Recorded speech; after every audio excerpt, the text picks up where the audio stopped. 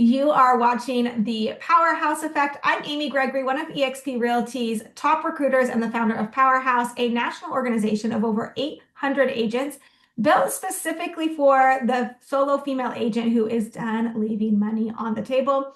Every episode, you're going to hear from a real woman, a real agent who made the leap and never looked back. Today's guest is Kimberly Prince, and she went from 2 million in production to over 16 million in production without sacrificing her life, without doing it alone. And today we are going to dig into her story. So, okay, Kimberly, tell me a little bit about how did you even find Powerhouse? Like, what was your life like before Powerhouse?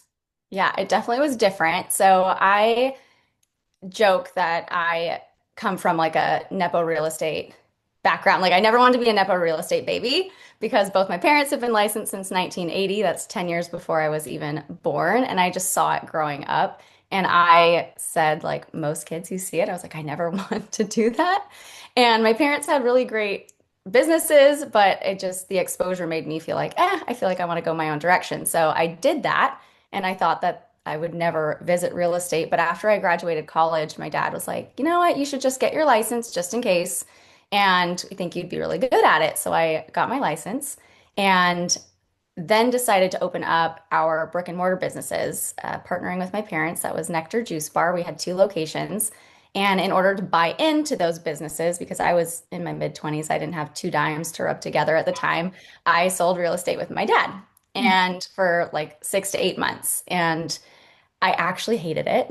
I loved the paperwork. I didn't want to talk to people. I told my dad, you talk to people, I'll do the paperwork, which is comical because I could not pay Yeah, more to have my TC take care of that for me now. yeah. And once the juice bars opened, I was like, I'm never going to do real estate again.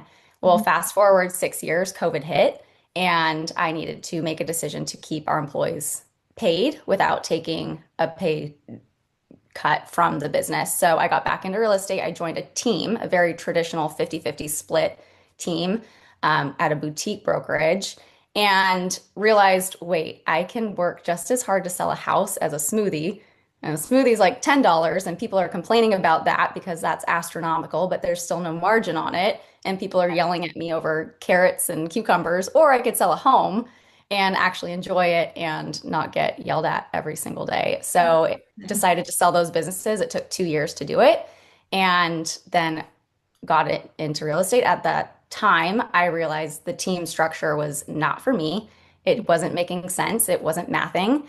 And I realized I was busy building somebody else's success and business instead of my own. So decided to then join Powerhouse and was exposed to a world of real estate that I had no idea that it existed. Okay, tell me a little bit. I mean, because honestly, it's kind of interesting that you literally decided to come to Powerhouse if like your parents are selling real estate. So what was like the big draw to Powerhouse and how did you find Powerhouse? Yeah, so I was not thinking that real estate would be my end all be all. Like it is, you say all the time, Powerhouse is the biggest surprise of your life. Being in real estate is the biggest surprise of my life because I was like, oh, it's something that I'll do transitionally, like getting out, figuring out what my next like career move is. And I had just started seeing on Instagram and social media women that I had followed, they were posting about this group.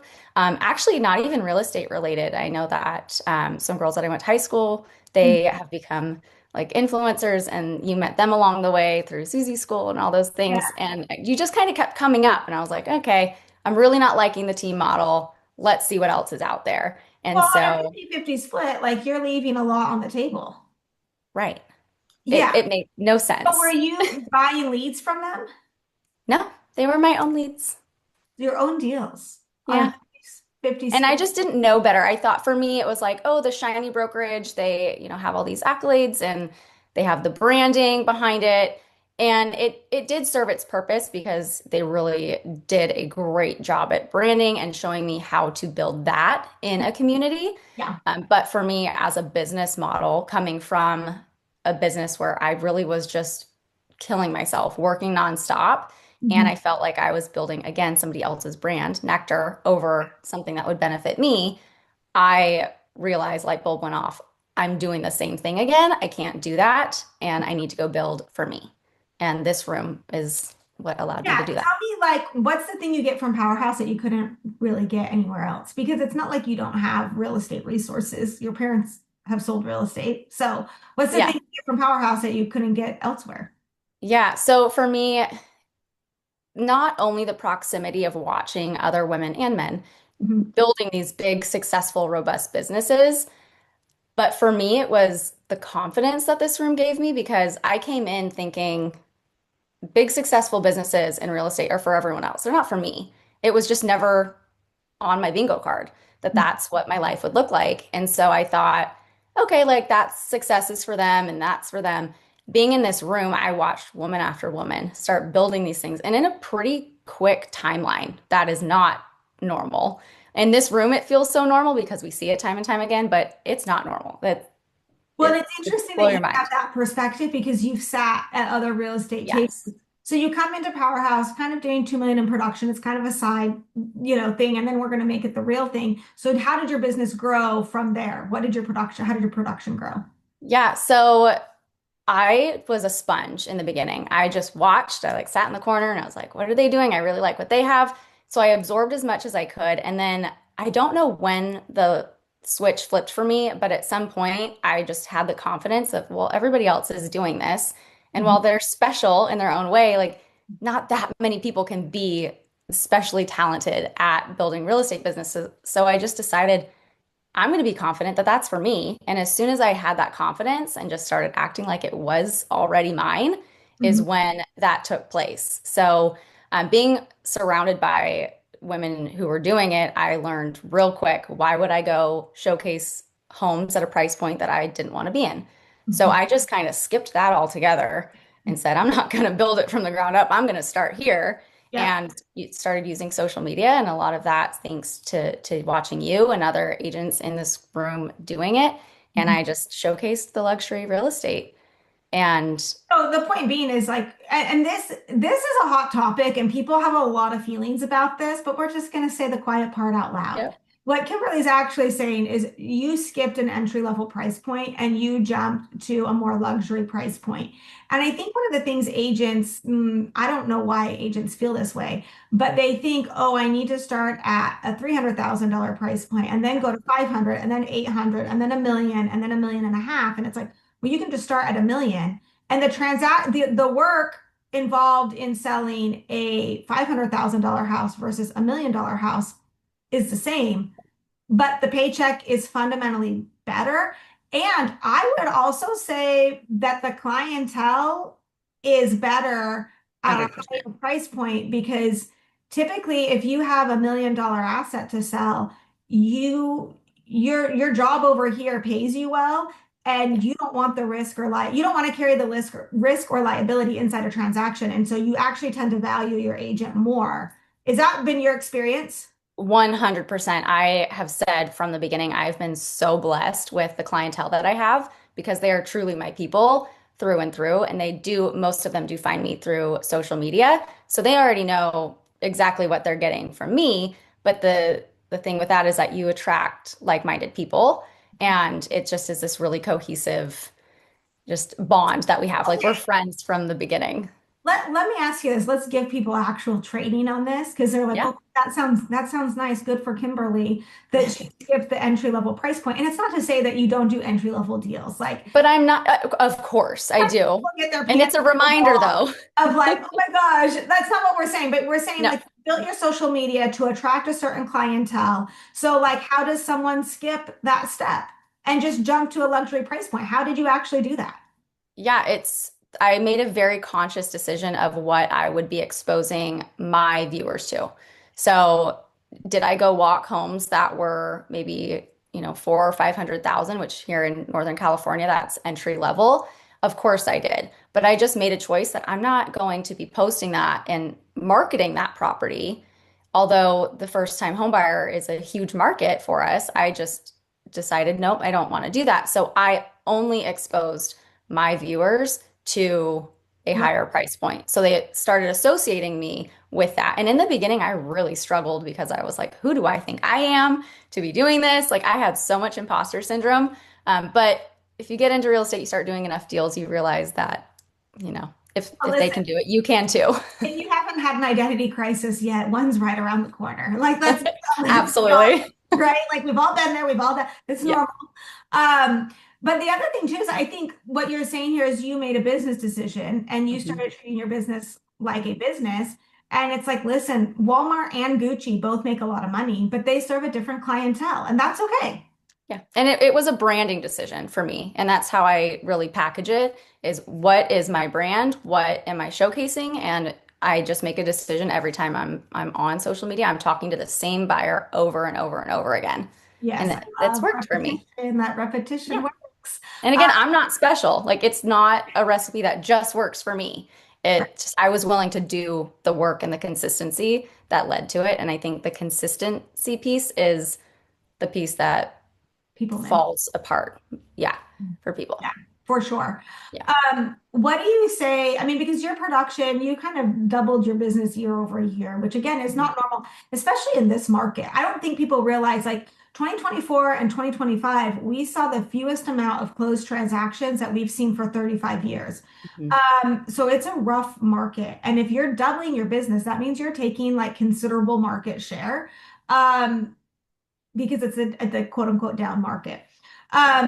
So what would you say to agents that are on the fence about Powerhouse? Like what would you say to them that they're sitting at their office, they're wanting to build their own business, maybe they're on a team, maybe they have 50-50 splits.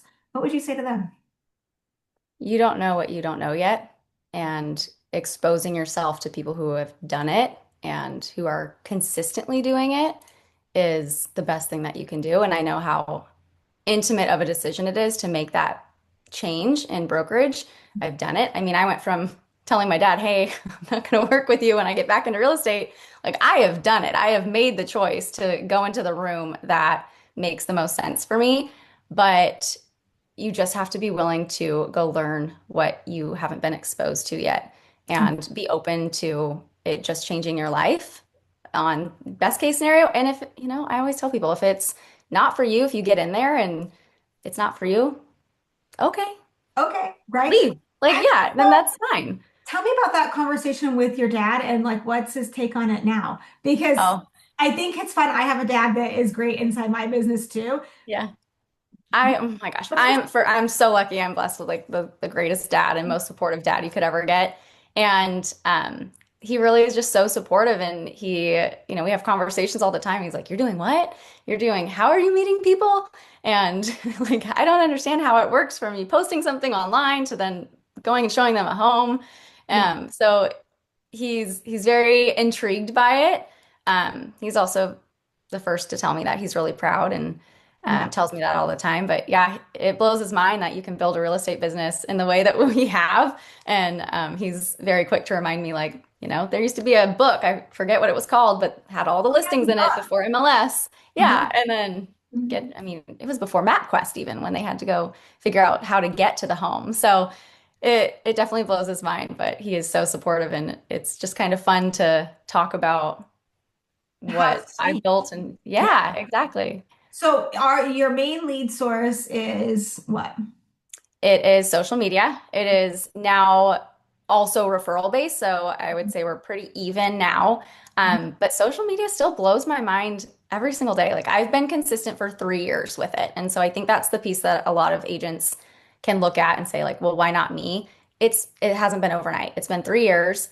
And it still blows my mind when someone DMs me or falls into a funnel and is like, hey, I want to meet you in real life. Yeah. And so Can we go walk it's, this yeah, house today? And you're like, absolutely, we can. yep, sure. I will totally go show a house to a stranger from somebody I met on the internet any day. Yeah, absolutely, absolutely. So, what surprised you most about being inside of Powerhouse?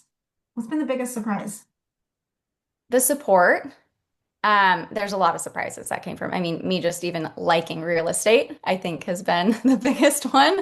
So having a group of women show you that like you can actually really enjoy this and build it and build something that you're proud of and also something that people want to be a part of.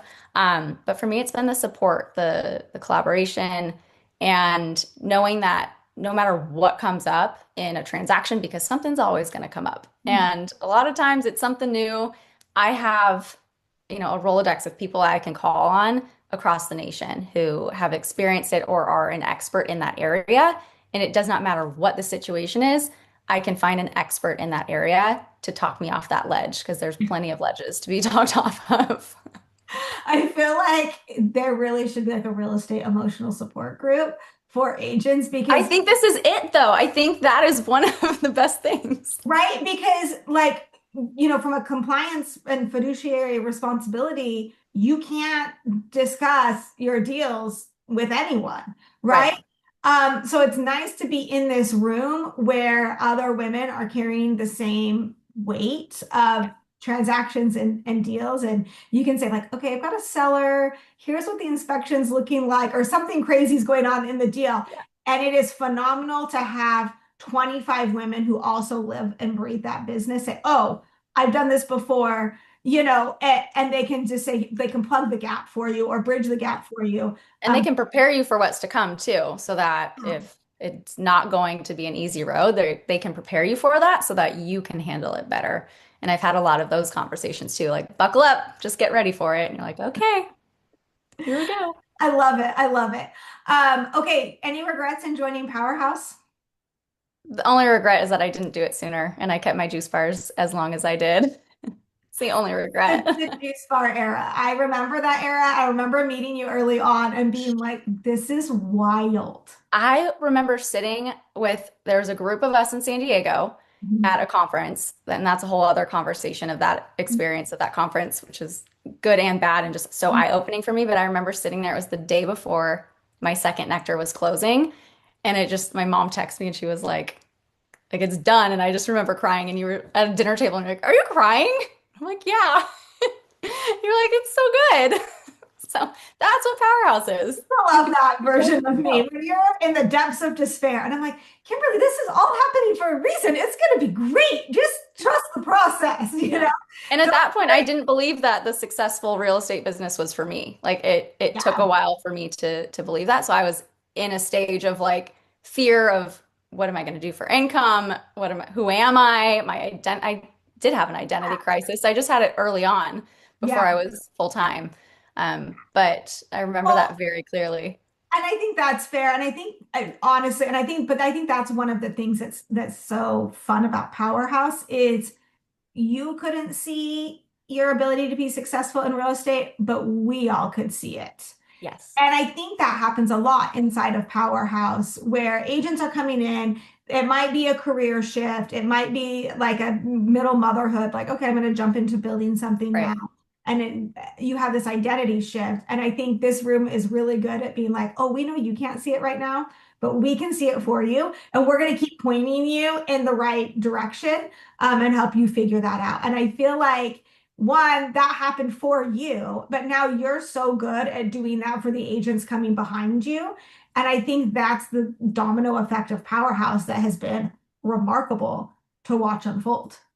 Yeah, it absolutely has. The domino effect for me, it's given me opportunities that I never saw coming. Like I never saw having a segment on our local news station being something for me, but because I was doing home tours, producer found me and was like, "Hey, would you like to do this on TV?" And I was like, "Sure, why not?" Like there's that confidence again. I'm like, "Okay, we'll build it on the way down."